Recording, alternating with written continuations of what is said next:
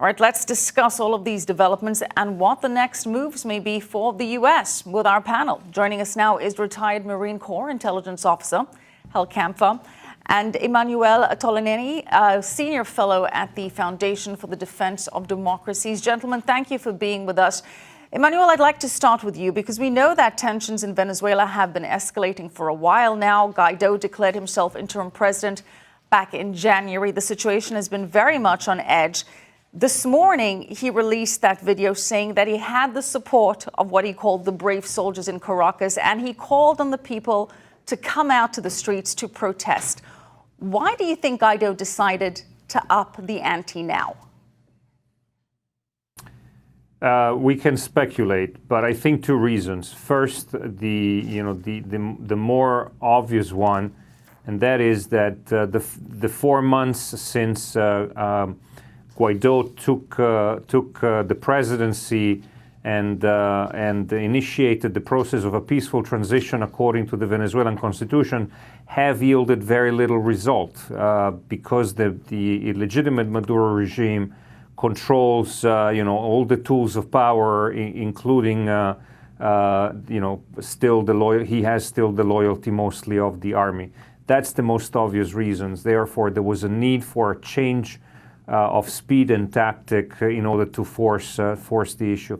The second is speculation, although it's been widely reported throughout the day. It's likely that the Maduro regime was going to move to limit the freedom of Guaido, potentially arrest him, and so there was a need to change the dynamic of this clash between Guaido and the Maduro regime. And Hal, we're hearing something quite different from U.S. Secretary of State Mike Pompeo. He's been saying in interviews that Maduro was actually prepared to flee today until Moscow intervened and told him to not do it, to stay put. What do you make of that, Hal? Michelle, there's a lot that happens behind the scenes. I'm sorry. Go ahead, Michelle, there's a lot that happens behind the scenes. There's obviously communications that are more official that are going to the Venezuelan government and stuff that's coming to the Venezuelan government. And I think at some point he had determined that it was time to get out of there. Things were not going well. I think there's a lot more military support across the board for the coup, certainly than the top leadership of the military wants to admit. This is a significant change. They've managed to somehow keep a clamp on the military, and now you're seeing soldiers standing up there, literally standing on the camera with Guaido in the background of Guaido as he's making this announcement.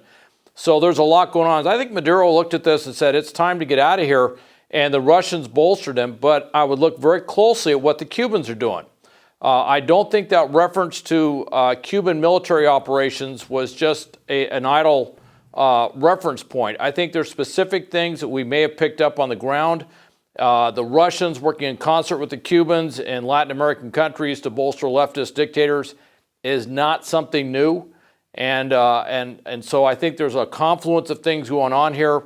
But I think the Russians kind of bolstered up Maduro and said, you stay there and we're going to keep you in power. And that's probably why he changed his mind.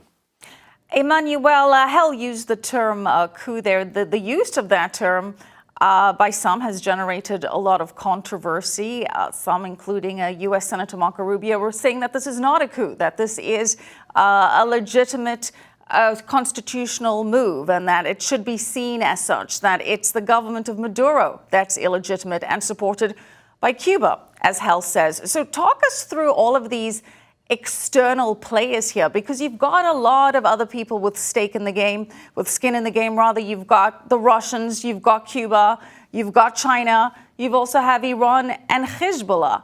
It's a very complex situation with all of these other actors, isn't it? It is indeed. The Russians and the Chinese have hugely invested financially to keep Maduro in power because both for commercial reasons and for geopolitical reasons, Venezuela has been an asset for them. For the Russians in particular, it's been something that gives them, leverage to interfere with U.S. interests in the Western Hemisphere. But of course, there are other powers, as you mentioned, Hezbollah and Iran have made Venezuela their forward operating base in the region. Hezbollah has used Venezuela, among other countries in the region, to launder drug money and finance its budget for years. There is a huge presence of Venezuelan, of Lebanese and Iranian regime operatives in Venezuela, or enjoying the asset of a Venezuelan citizenship to operate with impunity and under the radar across Latin America. So for them is extremely important. But I think that, again, the point made by the president today about Cuba is the most crucial one. The Cubans have thousands of counterintelligence and military officials infiltrated in the Venezuelan military. They're the ones that are keeping Maduro in power and keeping the army in line. And I think that the president's threat to make a move against Cuba and tighten the sanctions regime against the island as retaliation for their support of the Maduro regime is definitely possibly a game changer and the way forward. Hal, very quickly, if there is military intervention from the U.S., what would that look like? Well, it could be a number of things. My first thought would be we might do something very targeted and specific in terms of airstrikes, and that would be working in concert in some way with Guaido's forces on the ground. And that's what I would see. I mean, it's possible special operations, and you could certainly see a Marine Expeditionary Unit, possibly. That would be a lot of stuff on the ground, and there'd have to be a lot of coordination going on.